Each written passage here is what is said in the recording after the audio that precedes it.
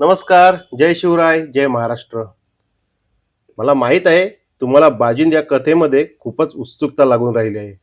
आता आपण अस्ते अस्ति बाजिंद कथेच्या शेवटाकडे वळत आहोत. आता आपल्या कथेमधील बरीच कोडी उलगडलेली आहेत. आपण नित्यनियमाने ही कथा ऐकत आहोत आणि जाणून घेत आहोत बाजिंद म्हणजे नक्की काय आहे. कथाच एवढी विलक्षण आहे की ऐकतच राहावी. म्हणून मी आपल्या सर्वांना पुन्हा एकदा विनंती करतो, अजूनही आपण यूट्यूबवरील आपल्या या स्टोरी ट्यूब मराठी चॅनलला सबस्क्राईब केलं नसेल तर तर नक्की सबस्क्राईब करा, शेअर करा आणि लाईक सुद्धा करा. आपल्या मित्रांनाही शेअर करा, कारण कथेचं रहस्य अजूनही उलगडायचं आहे. पाहूया बाजींच्या या कथेमध्ये पुढे अजून नक्की काय रहस्य दडलेलं आहे. जय शिवराय. साऱ्या रायगडच्या काळजात धस्स झाले अशी कठोर शिक्षा खुद्द बहिर्जी नाईकांनी फरमावली. कडेलोट. होय, अशा फितुरांना स्वराज्यात एकच शासन, मृत्यूदंड. भल्या पहाटेच खंडोजीचे हात मागे बांधून, तोंड काळ्या वस्त्राने बांधून त्याला टकमक टोकावर आणले गेले होते. वस्ताद काका स्वतः पाठीमागे उभे होते. ज्याला लहानाचे मोठे या हाताने केले, कुस्तीसह हत्यारं शिकवली, हेर खात्यात नोकरी मिळवून दिली, अशा पोराला आज स्वतःच्या हाताने मरण द्यायचे होते. वस्ताद काकांनी बहिर्जी नाईकांना हात जोडून विनवणी केली. नाईक, माझी आजवरची सेवा चाकरी रजू धरून एक डाव या खंडोजीला माफ करा. या पोरानं आजवर जीवावरच्या कामगिऱ्या आपल्या सोबत केल्या आहेत. अशी यशवंतमाची सुद्धा स्वराज्यात सामील झाली असताना त्याला इतकी भयानक शिक्षा कशासाठी? आणि बहिर्जी नाईक थोड्या रागातच बोलू लागले. कशासाठी? आज खंडोजीला माफ केले तर हजारो हेर जे स्वराज्यात फिरत आहेत ते सुद्धा स्वार्थापोटी संसार थाटून बसतील. साधारण माणसांचे आयुष्य वेगळे आणि स्वराज्याचे हेर खाते वेगळे, हे तुम्हीही जाणता वस्ताद काका. इथे उठता बसता माणसांशी सामना करत जगतो आपण, आणि आपल्यामुळे महाराष्ट्राची प्रजा आज सुखात आहे.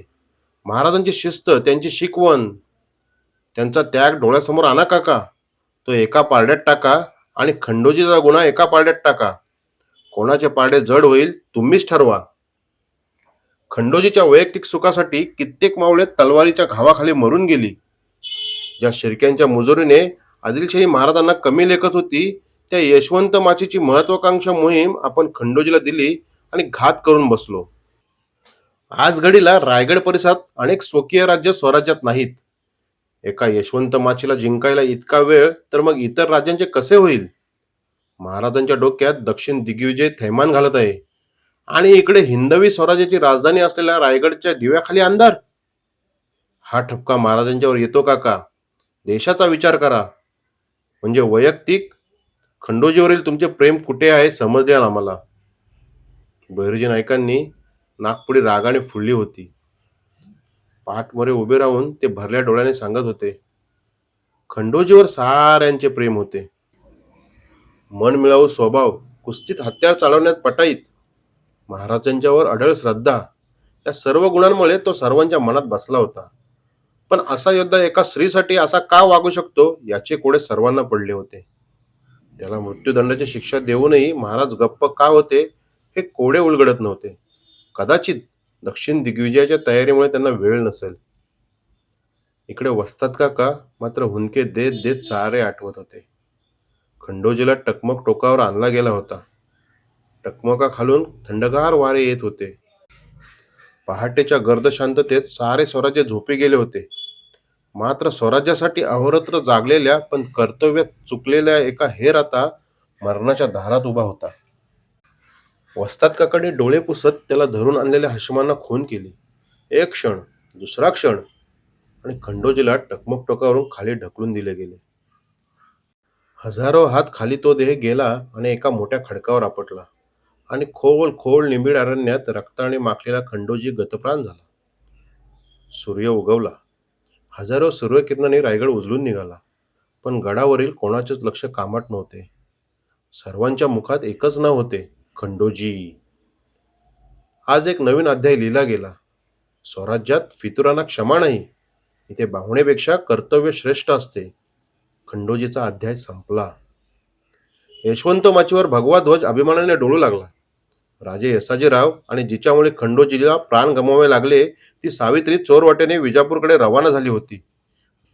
भीमा जाधव सुद्धा ठार झाला होता. यशवंत माचीच्या मोहिमेत खंडोजी सारख्या निष्ठावान हेराचा बळी मात्र नक्कीच घेतला होता. एका स्त्रीच्या मोहपाशात कर्तव्य विसरलेला हेर, तो म्हणजे खंडोजी. वस्ताद काकांना हुंदके आवरत नव्हते.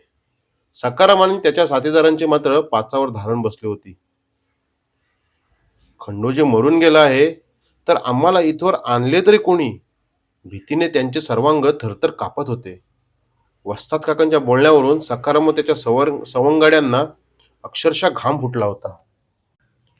नरभक्षक वाघांच्या तडाख्यातून ज्या खंडोजीने वाचवले, ज्या खंडोजीने रायगडपर्यंत येण्याचा मार्ग सुकर करून दिला, तो खंडोजी जिवंतच नाही ही कल्पनाच त्यांना पटेना. पण वस्ताद काकांच्या काळजातून आलेला शब्द आणि डोळ्यातील अश्रू खोटे असावेत असे त्यांना वाटेना. सकारामला तर फार मोठा धक्का बसला होता. कसे सांगावे की याच खंडोजी बरोबर दिवसभर चालून बाजींची रहस्यमय कथा जाणून घेतली होती. त्याच्याबरोबर राहून शिवराय समजून घेतले होते, बहिर्जी नाईक समजून घेतले होते. सर्व जटिल होते. काही क्षण भूतकाळात विलीन झाले आणि निर्धाराने वस्ताद काका बोलले, चला, माझ्या खंडोजीने मरून सुद्धा कर्तव्य बजावले हे मात्र खरे. लहान मोठ्या सर्वांनाच मदत करणारा होता तो. शिवाजी महाराज रक्तात होते त्याच्या. पण कर्तव्य विसरलेला हेर हा शिक्का कायमचाच पडला होता. तो किमान माझ्यापुरता तरी पुसला गेला आहे. चला, आपण हेर खात्याच्या केंद्रात जाऊ. तिथे जाऊन बहिर्जींना वर्दी देऊ. तिथून पुढे तुमच्या वाडीवर जाऊन महाराजांच्या हुकमानुसार अंमलबजावणी करू. चला. सारे उठले आणि जंगलातील चोरवाट चालू लागले. मजल दरमजल करत एका डोंगरावर चढून ज्या मार्गाने येताना ते आले होते त्याच मार्गातील गुहेत शिरले. गुहेत पूर्वीचाच हेर साधूचे रूप घेऊन ध्यानस्थ बसला होता. त्याला पाहताच काका बोलले, जय रोहिडेश्वर. त्यावर डोळे उघडत तो हेर बोलला, जय भवानी. वस्ताद काकांनी हातवारे करून खून करताच ते सारे गुहेमागे असलेल्या चोरवाटेने आत गेले. एका वेळी एकच माणूस आत जाईल इतकी अरुंद चोरवाट तुडवत ते हेर खात्याच्या एका कक्षात पोहोचले. तिथून आत गेले. नेहमीप्रमाणे अनेक हेरांची अनेक कामे तिथे सुरूच होती. काकांनी तिथे उभे असलेल्या एका हेराला प्रश्न केला, पंत कुठे आहेत? त्या हेराने मुजरा करत समोरच्या कक्षाकडे बोट दाखवत सांगितले, त्या तिथं आहेत. काका व ते चौघे लगबगीने त्या कक्षात गेले. पंत काहीतरी लिहिण्यात मकशूल होते. कक्षाचा दरवाजा उघडताच पंतांचे लक्ष काकांच्याकडे गेले आणि ते उठले. काका, रायगडी गेलेले काम झाले का? असे पंतांनी विचारताच, होय, झाले काम, असे काका उत्तरले. सारेजण तिथे असलेल्या बैठक व्यवस्थेवर विसावले आणि काका बोलू लागले, पंत, नाईक कुठे असावेत, काही अंदाज? काकांच्या या प्रश्नाने विस्मित झालेले पंत उत्तरले, नाही काका, नायकांचा ठाव ठिकाणा केवळ नायकांनाच माहीत असतो. पण महाराजांच्या दक्षिण दिग्विजयाची चाहूल आहे. कदाचित त्यांचा मोर्चा दक्षिणेत असावा. पण नायकांशी काय काम होते? एक दीर्घ श्वास घेऊन काका उत्तरले, पंत, ते परत सांगेन, पण मला नाईक भेटले पाहिजेत. तुम्ही माझा निरोप सर्व हेराकरवी पोहोच करा. भेटणे आहे म्हणून. जी, लगेच निरोप धाडतो, म्हणत पंतांनी निरोप लिहायला बसले. दरम्यान सकारामकडे पाहत काका बोलले, पंत, आम्ही तोवर टकमक धनगरवाडी गावाकडे जाऊन येतो. माझ्यासोबत 5-10 धारकरी द्या. मला सर्व व्यवस्था लावून परत यावे लागेल संध्याकाळपर्यंत. जी, लगेच निरोप धाडतो, असे म्हणत पंतांनी निरोप लिहायला बसले. धारकऱ्यांनी काकांना मुजरा केला आणि उभे राहिले. चला, आता आम्हाला निघावे लागेल, असे पंतांना म्हणत काका व ते चौघेही उठले. त्या हेर खात्याच्या केंद्रातून काका, सकाराम व त्याचे सवंगडी आणि सोबत 10 धारकरी घेऊन ते चालू लागले. बराच वेळ चालून झाला आणि ती चोरवाट एका जंगलात येऊन संपली. दरम्यान पावसाचा जोर कमी झाला होता. सूर्यकिरणाने वातावरणात ऊब निर्माण केली होती. पशुपक्षी अंग झाडून त्या किरणात अंग शेकत होते आणि हे सारे जंगलातील वाट चालू लागले. बराच वेळ चालून आता धनगरवाडीच्या रस्त्याला लागणार इतक्यात नारायणचा घोडा खिंकाळत त्याच्या जवळ दौडत येताना सर्वांना दिसला. सखाराम बोलला, अरे, यो तर नारायणचा घोडा. घर सोडल्यापासून जंगलात गायब झाला होता. घोडा त्या चौघांच्या जवळ आला आणि नारायण सखारामच्या यांच्याजवळ येऊन शेपूट हलवू लागला. नारायणने पुढे होऊन त्याच्या तोंडावरून पाठीवरून हात फिरवला. सखारामने त्याची पाठ थोपटली. आश्चर्याने वस्ताद काका बोलले, हा घोडा तुमचा आहे?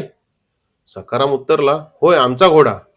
पण जेव्हा आम्ही ओढा ओलांडून टकमकीच्या तळाशी जायला निघालो, हा कोणाला तरी दिसला आणि दावं तोडून पळून गेला.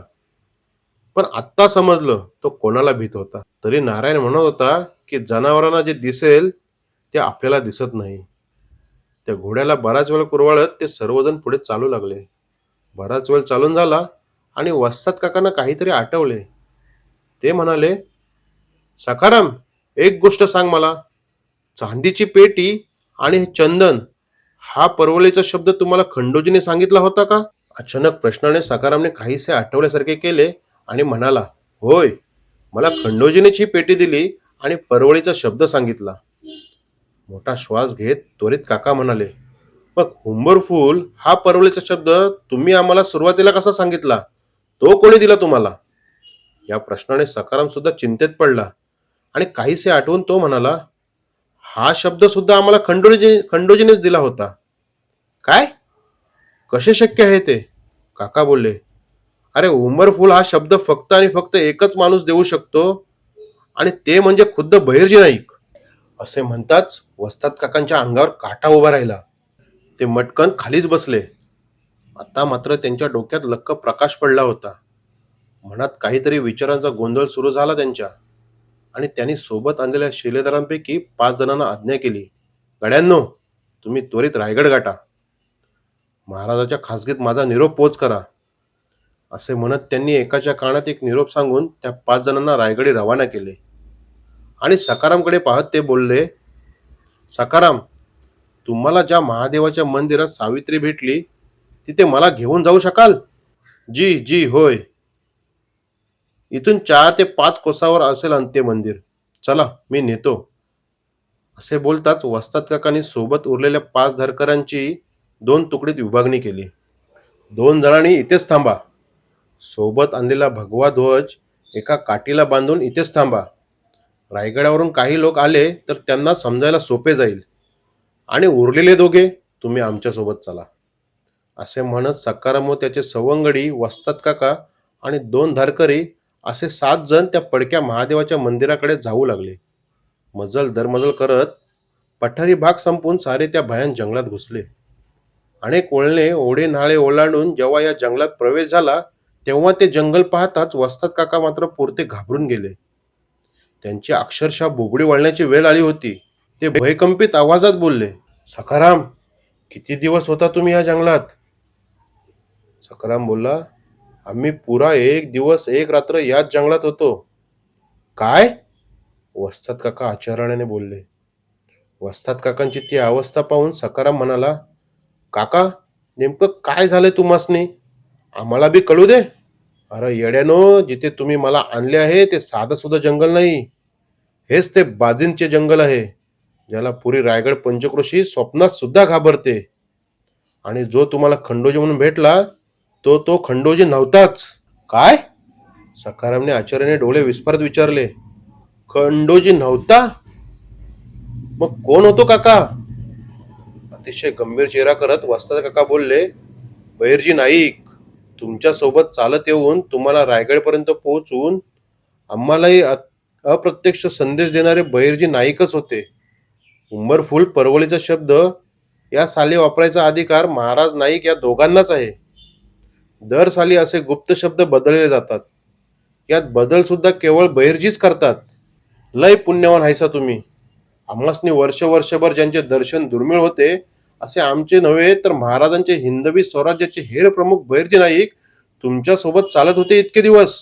पण मला प्रश्न असा पडलाय की नायकांनी तुम्हाला खंडोजीची कथा कशी काय सांगितली असावी? मला आता याचा उलगडा करायलाच हवा.